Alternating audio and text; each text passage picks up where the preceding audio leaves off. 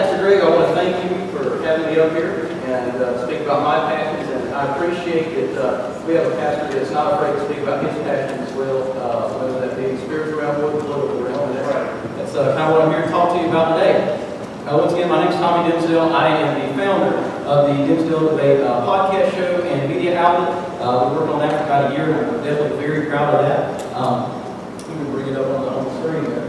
But I've also served as the secretary for Spartanburg County GOP, and I've also been involved in a multitude of campaigns and some issue advocacy groups that push pro-conservative, pro-Christian values on the state and national level. So today, I want to talk to you a little bit about Christian activism in politics. This is something we really need. I'm wishing Mrs. Martin is here, and I wish Shane was here. If y'all ever see Shane, give him a lot of encouragement. He does a fantastic job in the upstate and down there in Columbia. He really works hard for us. So next time you see him, just make sure you tell him thank you, because he's in the heat of the battle all the time. I guarantee you that. But first off, I want to introduce you to three people before we get started. I want you to get a good look at what's happening to the Christian faith in our country right now. The first person I want to introduce you to is Kim Davis. She was a Kentucky clerk of court. Anybody remember Kim Davis? Okay, good man. As you may know, she was arrested for professing her religious faith, and there was indeed a homosexual couple that came into the state from out of state because they heard that there was a clerk of court that was not handing out marriage licenses, and she refused to do so because it violated her religious principles. They just couldn't go at any time, but they wanted to focus on her. She ended up being in prison for several days. This is in America. This isn't a third world country. This is happening today. It didn't happen just last year, but as you can see, if it hadn't been for strong Christian conservative activism, she would have stayed there a lot longer. I want to introduce you to another person. This is Coach Joe Kennedy. And does anybody remember Joe Kennedy? Anybody remember this guy? Okay, we got a few. He was a high school football coach. And as you can see on the left there, he would go out before every game. He would kneel down and pray. He would thank God that he was put in a position to minister to young men. But the thing was, he was at a public school, and they told him, no, that's separation of church and state. You can't do that anymore. You're not allowed to pray on the field. They said, well, we're going to do something really good for you. We're going to be good to you, and we're going to put you in a room. We're going to give you your own little room. And as long as nobody hears you pray or sees you pray, we're going to allow you to do that there. So he's going to try to be a nice guy. So he goes to the room and he starts praying, and God starts pulling his heartstrings. And he realizes that, and this is not what I'm supposed to be doing. God tells him to get up, as he does, and he goes out to the 50-yard line, he goes down again and starts praying again for the situation. As he's praying, he notices a large presence around him. There's hands being laid on him. When he says amen, he looks up, and not only is his team out there, but the opposing team is out there as well, because they've heard about what's going on, and they wanted to encourage him. Unfortunately, Joe Kennedy was fired immediately after that game, and he has not been able to coach since. There's a third person, Meryl Stutzman. I don't know if anybody has heard of this. She ran Arlene's Flowers in Washington, and she had a homosexual friend who came in and said, I would like for you to arrange our wedding. She said, look, I love you in Christ, but there's no way I can do this. It's against my religious convictions. But I know a formal shop down the road. I'm going to write down the name and the phone number, and you go talk to them, and they can probably help you out. And they remained friends after that, and they said, okay, that's fine. They hugged, and everything was okay. Somehow the Attorney General found out about it, and they ended up fining her over $100,000, closing her business down, and she does not have a good way to make a living now. She says they want my home, they want my business, they want my personal finances as an example for other people to be quiet. And unfortunately, the church is far too quiet when it comes to political matters. I want to talk to you today about our Christian heritage first. How many people have heard that we are that we were founded a secular nation? How many have heard that? Okay. Well, I'm going to give you the ammo to be able to back up your beliefs today, if you don't have it already, and just show you how much our founding fathers really did cling to their guns and religion. Go to the next slide. George Washington. Definitely, you're going to hear a lot about him during this speech. But I tried to find, there's so many different ways that I could explain to you how George Washington was a Christian man of faith. But I've got this a little bit of time, so we're just going to start off with his inauguration. You got to keep in mind, he's got every reason in the world to boast. He has won the war. He has taken a ragtag group of merchants and blacksmiths and farmers, brought them together and defeated the most powerful army in the world at that time. They say whenever he walks into a room, without even saying a word, his mere presence demands attention. They say it sucks the oxygen out of the room because of just how much character this man had. He's got every reason to boast, but on April 30th, it was 1789, his left hand is on the King James version of the Bible, and he has the precedence, so help me God, to the end of that oath. Not only that, but I want you to imagine that to me he's a political superhero. Imagine this man who's been where he's been, done everything that he's done, reverently bending over and kissing the pages of the Bible in absolute humility to his God. Doesn't sound like a secular guy to me. He opens the inauguration of prayer, and then after that, he leads a crowd down to St. Paul's Chapel, where Reverend Samuel Provost preaches for hours. They pray for hours for our nation's founding.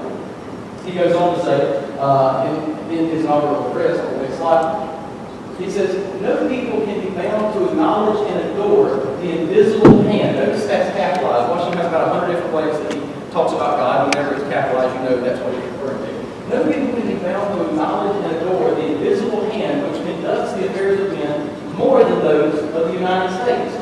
Every step by which they have advanced to the character of an independent nation, so everything that we have done to win the Revolutionary War, to be a virtuous society, seems to have been distinguished by some token of providential agency. Notice that's capitalized up again. He says, and we ought to be no less persuaded that the proprietors or the favorable smiles of heaven can never be expected on a nation that disregards the eternal rules of order and right which heaven itself has ordained. It doesn't sound very secular to me. If you look at our college books nowadays, college books used to be about this thick, right here. The professors have gone through and said, no, we can't have all this religious context in there, so they've removed everything. Now our college books are about that big, because all religion was moved out, so it doesn't leave a lot. I'll go on just a little bit further. This is the Northwest Ordinance of 1787. This was regarding when we were expanding into the frontier at that time. And in Article 3, it says, religion, morality, and knowledge, being necessary to good government and the happiness of mankind, schools and the means of education shall forever be encouraged. It doesn't sound like to me that our founding fathers wanted to discourage prayer in schools. They wanted prayer in schools. They knew that that was the fabric that held our society together. When George Washington was asked about it, he said, of all the dispositions and habits which lead to political prosperity, so everything that we do that ends up being prosperous, religion and morality are indispensable supports. And let us with caution indulge the supposition. So let's be careful when we start to think about, or let's be careful when we start to entertain the idea that morality can be maintained without religion. Reason and experience both forbid us to expect that natural morality can prevail to the exclusion of religious principle. It is substantially true that virtue or morality is a spring of popular government. I want to explain this because this is something I admire about George Washington. He knew that you couldn't just have religion and you couldn't just have morality. You had to have them coupled together. Because if you just have morality, all you've got is government telling you what's moral. If government says that it's okay that we have millions of babies killed in women every single year, it's okay, because that's the highest power in society. If they say it's okay for Billy and Sue to go shower in the locker room together, that's what's okay, because the government says so. But then again, if you have only religion, you have something that might end up being like the Roman Catholic Church back in those days that had executorial power, power of prosecution, which we'll get into separation of church and state here just a little bit to explain that. And then you can go as far as the evils of radical Islam, where it is just religion. You don't have that morality that keeps us grounded. Hold on just a little bit further. This right here, this is my kind of Benjamin Franklin. He's ready to stomp on some flag-burning comment out here. I don't know what your Benjamin Franklin looks like, this is mine. So, this is what we call the law of liberty, or what I call the law of liberty. I think it's a very prophetic quote. He says, only a virtuous people are capable of freedom. As nations become more corrupt and vicious, they have more needed masters. But that's in the end. As nations become more corrupt and vicious, they have more needed masters. And the thing today, as a nation, we have become more corrupt, but we've become more corrupt because the Christian voices have stopped being counted. We've removed ourselves from the number one arena that Satan is using to tear this country apart, which is the political arena. And we've allowed all of the professional politicians, we've allowed all the pundits on TV to take control of that. So we'll say, well, let somebody else take control of that, and we'll take care of our families, which is very well, you're still neglecting that area. That's why we always have to ask ourselves, why do we always look for the lesser of two evils every single time election comes up? Because Christians are not involved and they are not pushing those candidates where they need to be in order to get to the national stage. Now, who's heard of Alex Tocqueville? All right, we got one of the stories. Pastor Ed, of course. Alex Tocqueville, I love listening to some of his quotes. I got just a few of them here. He was a jurist in 1831, and he came over from France. The French were looking at America, and they were really just scratching their heads thinking, how in the world are these people doing this? They're just a bunch of ragtag farmers that just a few decades ago, somehow they beat the British, and now they're producing more than we are. Their economy is more vibrant. They have a better standard of living than we do. People are happier. What in the world is going on over there that is making this happen? See, they were looking for economical issues. But Alex Tocqueville, he wrote back to him. He says, the revolutionists of America are obliged to profess an ostensible respect for Christian morality and equity, which does not permit them to violate wantonly the laws that oppose their designs. Thus, while the law permits the Americans to do what they please, religion forbids them from conceiving and forbids them to commit what is rash or unjust. Back then, there was a very big debate over if we should be independent or not, because to be independent, to be out under a king, meant you had to have a society that was virtuous enough to be able to govern themselves. This was a radically new idea. People thought that you were crazy if you think that self-governance was the way to go, because people, that there wasn't a society that was virtuous enough to sustain that at that point. And in this instance, Christians didn't steal from one another because the government told them not to. They didn't steal from one another because God told them not to. They didn't do wrong against each other because the government told them not to. They believed in God. They let the laws of the Bible decide which way they should go. He says, on my arrival, and I love this, it's such imagery to the United States back then. He says, on my arrival in the United States, the religious aspect of the country was the first thing that struck my attention. And the longer I stayed there, the more I perceived the great political consequences resulting from the new state of things. This was a new, radical idea. It's kind of hard for us to wrap our minds around just how crazy other people thought that they were. Go on to the next one. In France, I'd almost always seen the spirit of religion and the spirit of freedom marching in opposite directions, but in America, they were instantly united. This is something, I read this first, I thought, it doesn't make any sense, because religion and freedom usually go hand in hand, and we're so used to freedom that that's what we've always been taught. But back then, as I said, with the church that was the government in France, if we were to start a Tea Party or something back then, if you were believing in less government, you were believing in less church. We ran into a heretic. You'd be thrown in jail for something like that. That's why it is dangerous for a church to have prosecutorial power.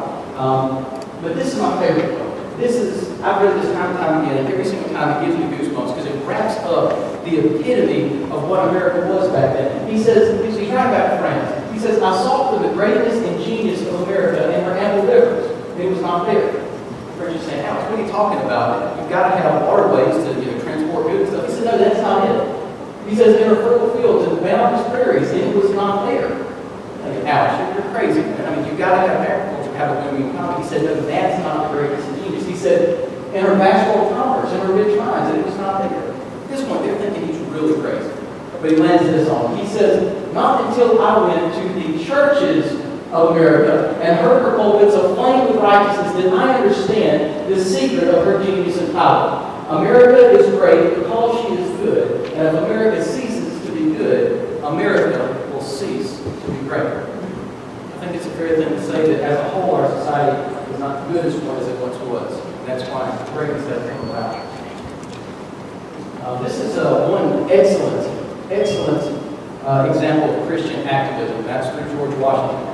This was the very first, this is also known as Washington's flag or country flag. Sweet little history lesson here. This was the very first flag that flew over our naval battleships against the British. The very first flag.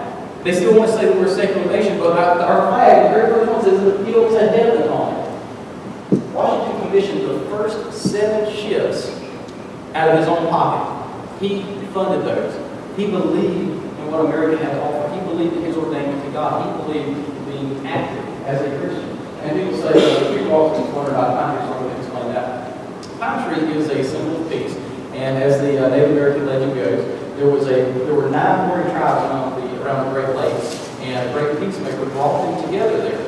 He said, guys, we're going to stop fighting and make peace among those 9 tribes, and they all buried their weapons at the foot of this pine tree, which is really cool. There's also some legend says that there was a bald eagle sitting on one of the branches watching this go on. That's part of where we get our national bird. And it's also where you get the phrase, bury the hatchet. So if you haven't learned anything here today, you can go back and tell somebody where that came from. Now the separation of church and state, how many people have ever heard that, you can't have an nativity scene out there because the public can see it, because that's separation of church and state. Your kid can't pray in school, or as a public teacher, you can't bring a Bible in school because it's separation of church and state. Y'all have heard those arguments? Okay. I want to give you the ammo to be able to totally dismantle that. First thing I usually ask is, what founding document do you find the separation phrase? And they're not going to be able to tell you because it's not found in any founding document. It was in a letter. And if they do know where it comes from, well, they're part of the shot anyway. So, in November 7, 1801, the Danvers Baptist Church wrote a letter to President Thomas Jefferson at that time. And they were bravely concerned about the Bill of Rights. This is another thing as Christians we have a hard time, or it's just modern today, we have a hard time grasping because, man, what's wrong with the Bill of Rights? The Bill of Rights was all natural law. And at that day, it was so ingrained among the people that what natural law was, what God's law was, the right to protect yourself, the Second Amendment, right to free speech, right to religion, all those things. People knew them so well, they were saying, why do they have to be written down? Because if they're written down beside man's law, which was the Constitution, it makes it look like those laws came from government and not from God. Which, just having that paradigm, having that outlook on it, just really showed you just how ingrained this was into the fabric of that society. But Jefferson wrote back, he said that there would be a clear wall of separation between church and state that has since been taken out of context in the 1940s. We're going to get to that. But we're also going to go to, a lot of people say that the Bible doesn't talk anything about politics or businesses or how to form a nation. It is riddled all through the Bible. It shows you how to set up government in the Bible, as Israel did. And this is King Uzziah of Israel. If you lived in the day, King Uzziah was probably well dressed, well fed, taken care of, probably lived a pretty decent life. Well, King Uzziah was very thankful to God over this. But he wanted to offer a sacrifice in the temple. Now, this is something God made 3 ordainments. He made government, the church, and the family. And it's clearly expressed in the story that the government is not constrained on anything that the church does. Pretty plainly spoken in the Bible as well. King Uzziah said, no, I want to go ahead and offer sacrifice anyway. I feel like it's my duty. I'm the king. I'm telling you to move out of the way. And the church moved out of the way and let it happen. As soon as he offers the sacrifice, he's immediately stricken with leprosy and he dies in the resulting weeks. It's not a pretty stark message that, government needs to stay out of the church's business. I don't know what it is, okay? But let's look at some of the damages of separation of church and state real quick. 1947, this is the first time that it was taken out of context. This is the basis where we saw things start to change at the Supreme Court. It was a case ruling that Christian children who were going to a Christian school, a private Christian school, could not receive a tax credit because they were not taking the burden on the public school system.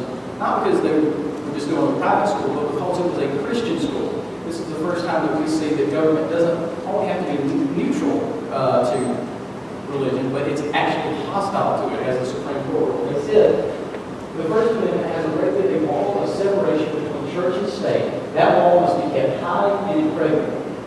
In 1967, the school prayer was struck down. In 1980, it was unconstitutional. Look at the documents. It actually says this in the court case. It is unconstitutional for students to see the Ten Commandments displayed in school, considering they might read, meditate upon, respect, or obey them. Can you believe this is where our nation has come to? And that was a long time ago. I think there's some really good commandments our kids need to see in school nowadays. They'll have not kill, they'll have not steal, honor your mother and parents. Moms and dads, can I get amen? Okay. 1993, they removed the Ten Commandments from the county courthouse. 1994, if a student addresses an assembly of his career peers, like at a graduation, that he is not allowed to pray because he is then a representative of the government, and they lose that right. Really It is unconstitutional for a school library to contain books dealing with Christianity. It is also unconstitutional for a teacher to be seen with a personal Bible at a public school. How many public school teachers you got here? Well, your job is absolutely important. It's a job that I definitely couldn't do. And every teacher loves their students. Wouldn't it be such a great thing that teachers, when they go into work, they know that they're not, that they know beyond a shadow of a doubt that they wouldn't get punished for bringing a Bible with them and witnessing to their children like they want to. And you may still witness to your children as you see fit. But wouldn't it be amazing if that were actually encouraged in our public school system? You could turn this nation around in just a few years if that were the case. In 1979, unconstitutional for anyone to discuss whose birthday we celebrate on Christmas with kindergartners. Kindergartners. There's another court case. There was actually a prosecuting attorney who mentioned 7 words from the Bible. It was a phrase that lasted less than 5 seconds, and because he mentioned it from the Bible, because it came from a Christian perspective, the case was thrown out, and a man who had beaten a 71-year-old woman to death was let free. Our moral compass is gone in America because the church is not active in the political scene. There was another court case in Florida. The judge ordered the 10 Commandments to be covered up because it was a murder trial, and he did not want the jury to be swayed or biased by saying, "Thou shalt not kill." It's an amazing time now. Let's say a few issues here. Who says that you were fired up about immigration policy? Enforcing our borders. All right, that's quite a few. How many are fired up about the pro-life movement? Okay. Let's see. How about our fiscal policy, our taxes? How much our kids are going to have to pay in debt? All right. Traditional marriage. All right. I'm seeing a lot of the same hands go up, and I really appreciate that because I think one thing that the church has struggled with over the years is being victim to what they call single issue advocacy. And that's when mostly a lot of churches only jump at the attack of the pro-life movement or the attack of the traditional marriage movement. But I'm here to tell you that fiscal policy and taxation has everything in the world, if not more, to do with morality than those two issues. Because the way our federal funds are being spent in our schools and all across the nation, they're all pushing secular ideas. And the way that they're doing that is, you can look at other government places. The government, whether it be in Venezuela or Germany or Britain or here, government has always sought to remove the family. They've always sought to break the family up. They want to take the dad and they want to take the mom, take those positions away. The way that they do that, we've obviously got a lot of families that are going out of wedlock. And now if the husband comes back in or if they come back in or he moves in or they get married or anything like that, their federal help dries up really fast. And what this does is, remove the child from early age. You don't need a dad. You got the government. The government's going to take care of you. Listen to what we have to say in public school. You weren't created. You came from a cell. They also want to take the position of the mom. It's a little more complicated. I had to think about this for a little bit. But if you look at the average amount that the family makes in America, and you look at the amount that they pay in taxes, it's very close. The amount they pay in taxes to the income of the wife, of the mother. And I think about this, I thought, what, if we can have all these taxes, maybe we can have a little more personal choice. Because liberals are all about choice when it comes to abortion. But when it talks about, you deciding where your child goes to school and being able to afford where your child goes to school, well, that's a different matter. Government knows better than you. The government knows better than the parents. You need to go to whatever school we tell you to. And in this, I believe that it would be the right of the mother to say, if she wants to go out and be a breadwinner and she wants her child to go to a public school that she likes, that's fine. If she wants them to go to a private school, that's fine, because she was able to choose which one. The family was able to agree on a certain school. If the mother wants to stay home, they can now afford to do that because their entire income isn't being taxed so heavily. Those kids get to grow up learning about creationism, learning about God's love, learning about our education from a Christian worldview and how the families say it should be done. I don't know if this is going to work. I'm going to try this, but I had a lot of people stand up in the last service. But if you look at your bulletin real quick, on the last page, on the back page, if you see an X in the top right, I want you to stand up. There's not going to be many of them, so I want if there's anybody. We got 5 people standing in the back. In the last service. Okay, so maybe that won't work. The main goal here is I wanted to show you, I'm going to do a mark every 22nd bulletin. I guess it was the first service got all those. But the main deal is that we are 1 in 22. 1 in 22 people are blessed enough to live in the United States of America.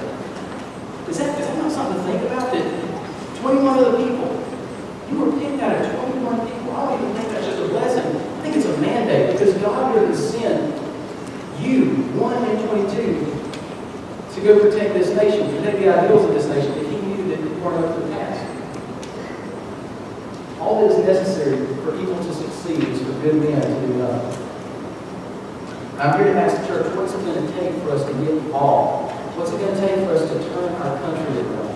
Martin Luther King Jr., you said behind him, he had a very prophetic statement. He said, there was a time when the church was very powerful.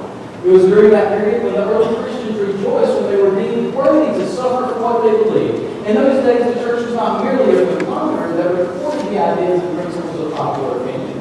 It was a thermostat that transformed the wars of society. He continues, wherever the early Christians entered a town, the power structure got disturbed and immediately sought to convict them for being disturbers of peace and outside agitators. They brought an end to such ancient evils as infanticide, abortion, and gladiatorial contests. They brought an end to abortion.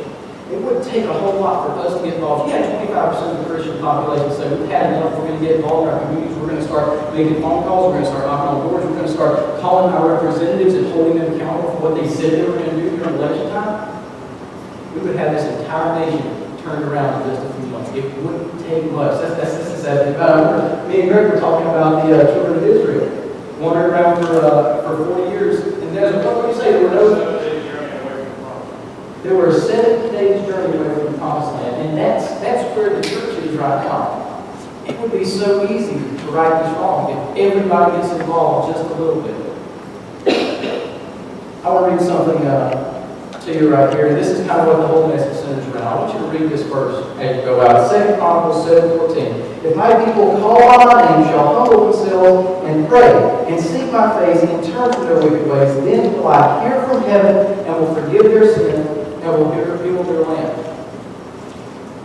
It's a very true statement, but the problem is, I think the church says, if my people call on my name, then will I hear from heaven. It doesn't say that.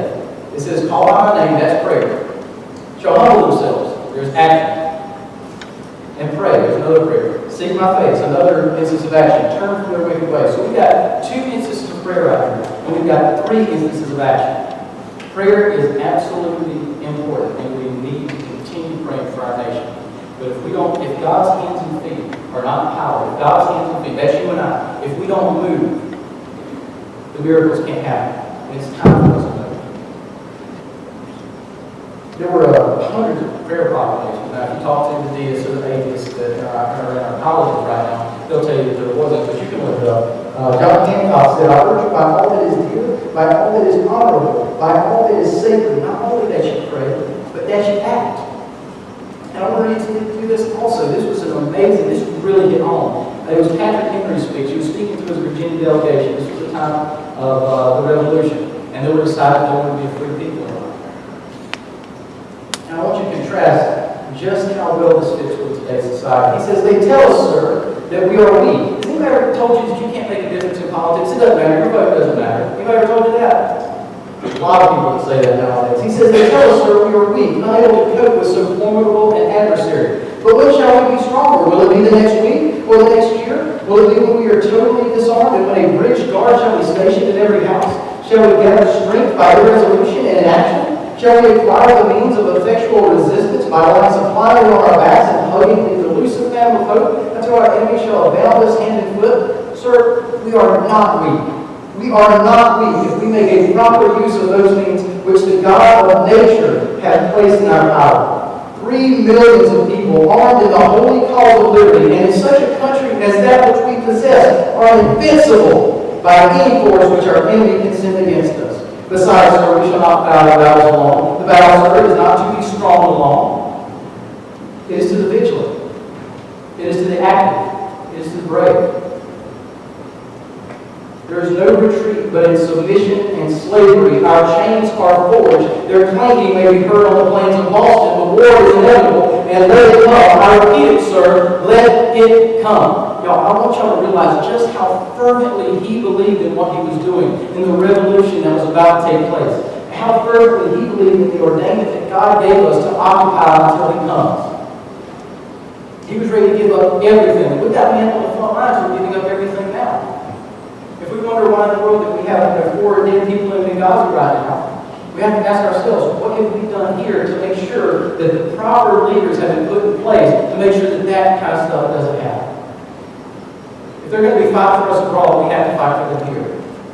And this man was ready to fight. He said, it is vain, sir, to extenuate the matter. Gentlemen may cry for peace, but there is no peace. The war is actually begun. Remember the 3 people I identified at the beginning of the service? The war is actually begun. The next gale that sweeps from the north will bring to our ears the clash of resounding arms. Our brethren are already in the field. Why stand we here idle? What is it that the gentlemen wish? What would they have? Is life so dear, or peace so sweet, as to be purchased at the price of chains and slavery? Forbid it, Almighty God. I know not what course others may take, but as for me, give me liberty, or give me death.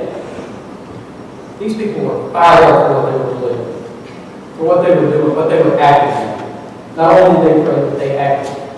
They put it out all on the line so that they could die, so that all we have to do is make a few phone calls. All we have to do is call our representatives down. That's all we have to do. Because somebody paid an ultimate price. Just like Jesus paid the price of Christ, and so that we could live in spiritual freedom, these men laid down their lives so we could live in economic and political freedom. I've gone over a lot. Now, I've got a right back here, and I've got a helping with a nonprofit, and it's called Citizens for a Free Market. We need volunteers. Our county needs volunteers. Not even this nonprofit, but in the political realm, we are starved for leadership. We are starved for activism. I see the same people show up time and time again, and they're getting tired. They're getting very tired because the reinforcements aren't showing up. And before long, that stops. But there's a light at the end of the tunnel. It would be so easy for the Christians to get involved and make this difference. So, I really want you to come back here, sign up to volunteer, knock on doors, to make some phone calls, to talk to your to talk to your families about these kind of things.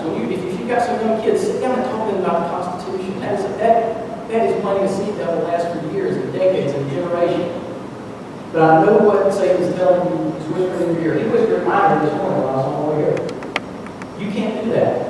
He said, he's going to tell you, you're not the kind of person that can just call up somebody on the phone and talk about politics, about policy. You're kidding me. They're going to think you're crazy. Some will do. Okay, I'm not going to.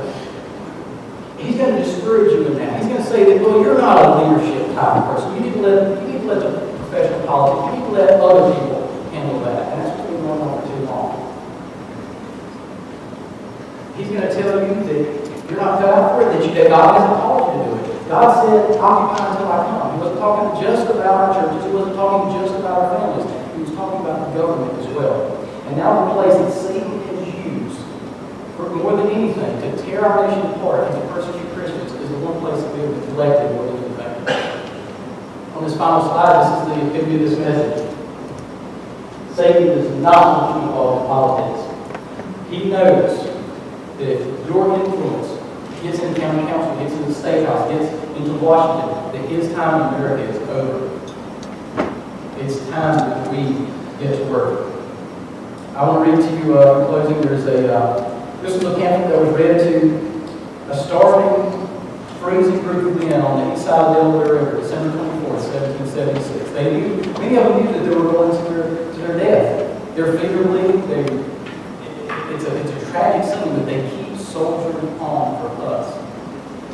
Man rides up on a horse and gives his pamphlet to an officer, and they read it aloud. They say, "These are the times that try men's souls. The summer soldier and the sunshine patriot will, in this crisis, shrink from the service of their country. But he that stands by it now deserves the love and thanks of man and woman. For tyranny, like will, is not easily conquered. Yet we have this consolation with us, that the harder the fight, the more glorious the triumph. What we attain too cheaply, esteem too lightly, and it is dearness only that gives everything its value.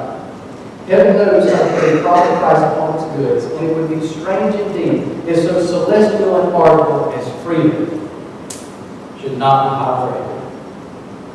That was by Thomas Paine. This is the last thing. Don't let Satan tell you that you can't do it. Don't let him distract you, tell you you don't have time. We need donations too. We got to make donations to make this happen.